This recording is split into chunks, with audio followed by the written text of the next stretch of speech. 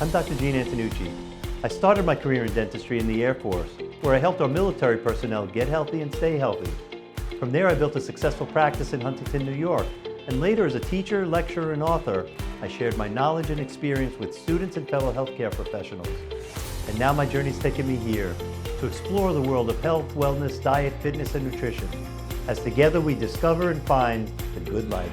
Welcome to Finding the Good Life. I'm Dr. Gene. And I'm Karina. Today, we have a very special guest. Television host John Deloney will be joining us to talk about the importance of honoring yourself. But first, this summer, I gotta say, has been a hard summer. We didn't get to go away. I know, right? We didn't get any vacation. And you've been busy. I've been busy. I mean, getting Liam, our firstborn, into, getting ready for college. Actually, I followed one of our doctors on the guest in the show. She said, do something that will help you heal or help you deal with him moving out for the first time ever. And shopping for his dorm things really was therapeutic for me.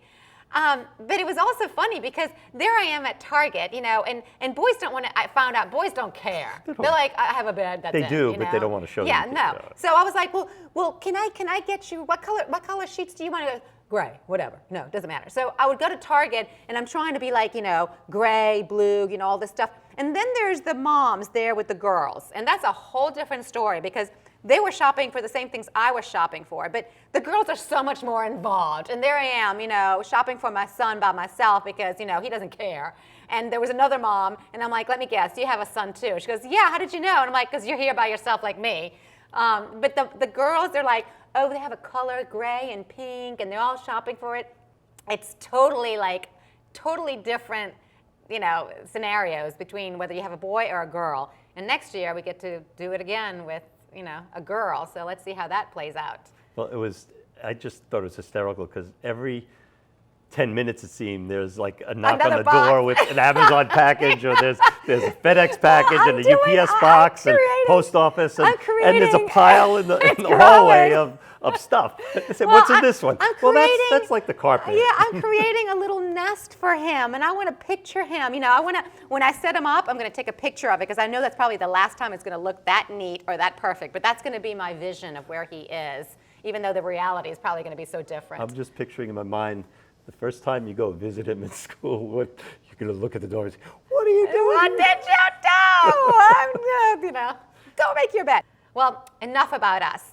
We're going to take our shortest break, and we'll be back in 30 seconds with the good news. Are you being audited, and do you owe the IRS $10,000 or more in back taxes? Is the IRS threatening to take more of your money? Don't fight the IRS alone. The Tax Doctor is here to help you negotiate your tax bill and reduce your stress. If you owe $10,000 or more in back taxes, do not call the IRS alone. Call a Tax Doctor now for a tax emergency analysis. And now it's time for the good news.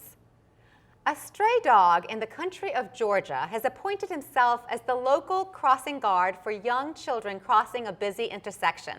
Every morning, he strongly discourages drivers from encroaching upon the crosswalk by barking wildly at them until the kids who cross hand to hand with their teacher have made it across. He's a very serious boy. He never goes to other streets, said Tamta, who is part of the community that takes care of Kupata, the dog. Kupata, by the way, is Georgian for sausage. According to ecstatic YouTube commentators, this particular sausage is an Australian Shepherd.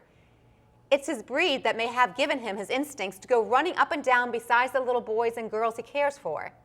Tamta explained that her friend Becca videotaped Kupata's work in order to help show that stray dogs are not as dangerous as old customs would have had people believe. Kupata is the lucky one because we all take care of him. But there are other dogs that aren't lucky, that don't have shelter, they don't have food, explains Tamta. This is a problem in our country.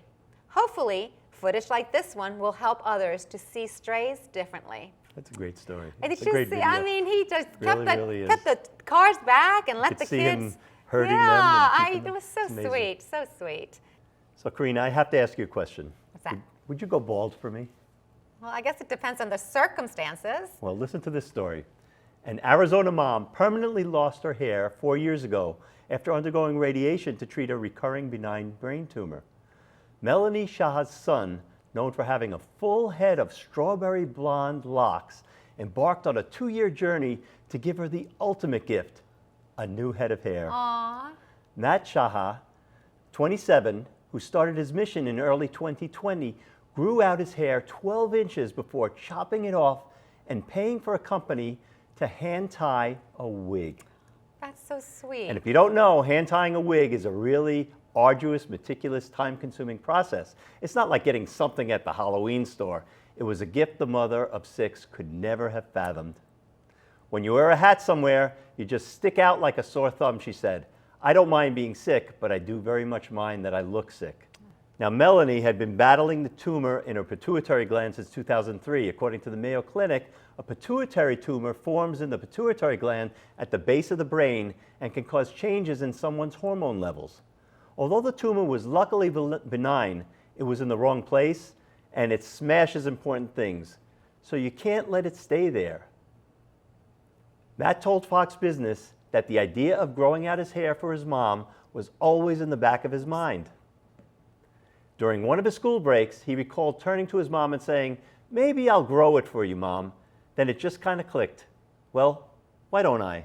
However, he wasn't able to begin growing out his hair while attending Brigham Young University because of the school's dress and grooming standards. So in March 2020, while finishing the rest of the senior year of college at home due to the outbreak of COVID, he was finally able to begin.